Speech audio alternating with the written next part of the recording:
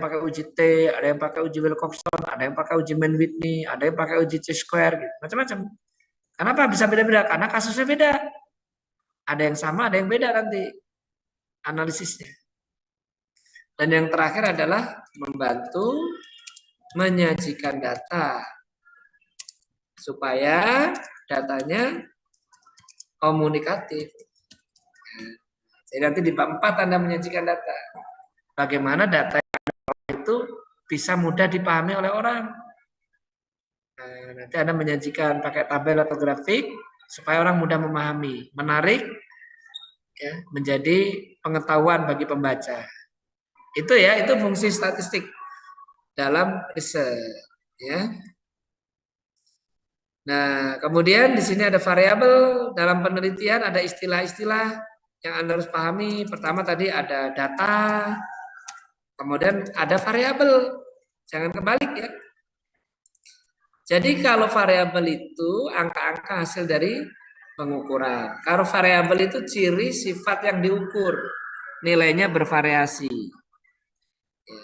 Jadi kalau saya tanya jenis kelamin, data atau variabel? Variabel. Datanya kalau nggak laki-laki, perempuan. Itu data. Apalagi pendidikan, itu variabel. Datanya apa? Ya ada yang SD mungkin, ada yang SMP, SMU, ada yang perguruan tinggi, ya itu data. Paham ya? Umur, umur itu variabel. Datanya apa? Ya angka-angka umur. Mungkin ada yang 19 tahun, 30 tahun, itu data. Jadi nanti Anda ke lapangan mengumpulkan data sesuai dengan variabel yang Anda teliti.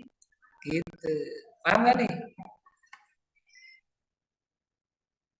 Halo, bisa didengar suara saya? Iya, paham Bapak. Ya. Nah, itu variabel. Jadi ciri variabel itu pertama bervariasi. Kalau nggak ada variasinya jangan dijadikan variabel. Anda meneliti ibu hamil. Ya jenis kelamin responden jangan diteliti karena yang hamil semuanya perempuan. Ya.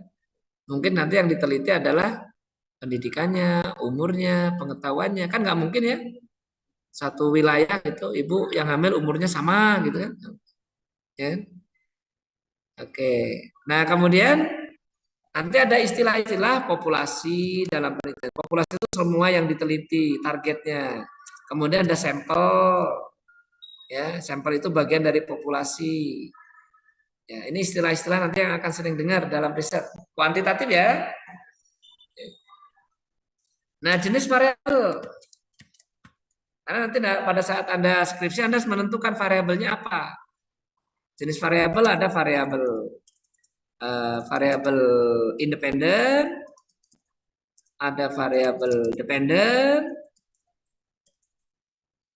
nanti ada variabel perancu atau pengganggu, confounding.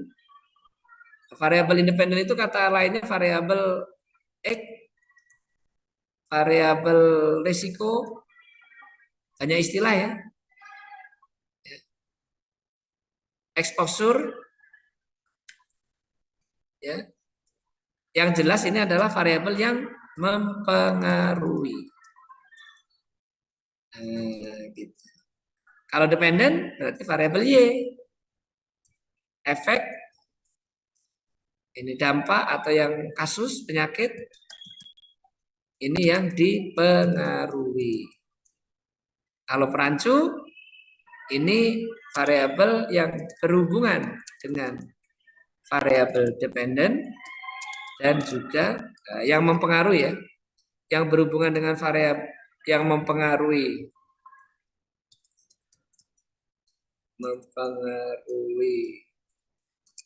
variabel dependen dan berhubungan dengan variabel independen.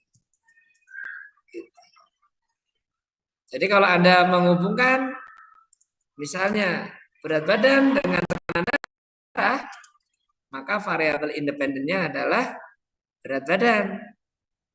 Dependennya adalah tekanan darah. Perancunya apa? Ya Anda harus cari apa yang mempengaruhi tekanan darah, berkaitan dengan berat badan. Misalnya apa? Begadang, misalnya. Ya, apalagi misalnya pola makan, ya kan? Nah, itu. Jadi dia mempengaruhi dependen berkaitan dengan independen. Itu.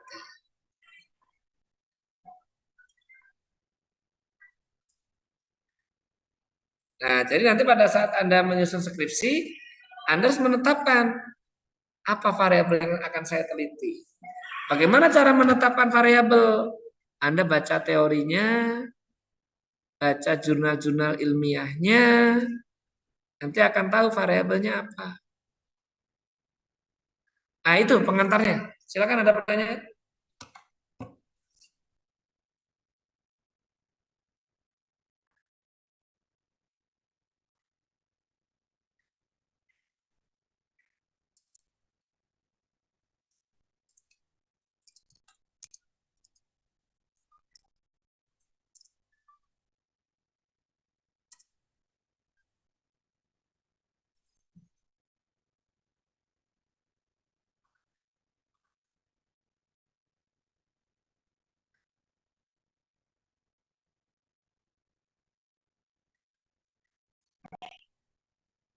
Oke, kalau tidak ada latihannya, nulis di chatroom ya.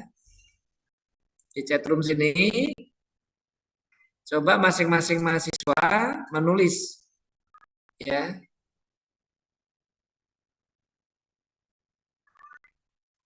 variabel yang akan ditelitinya apa, variabel dependen independennya. Jadi misalnya tadi saya mau meneliti hubungan anemia ibu hamil dengan BBLR. Maka variabel independennya adalah anemia ibu hamil, independennya adalah kejadian BBLR. Nah, coba saya pengen tahu masing-masing nulis ya. Nah, saya kasih waktu sambil saya tinggal sholat dulu. Ya. Ditulis di chat roomin aja. Izin mic, Bang. Ya, silakan apa?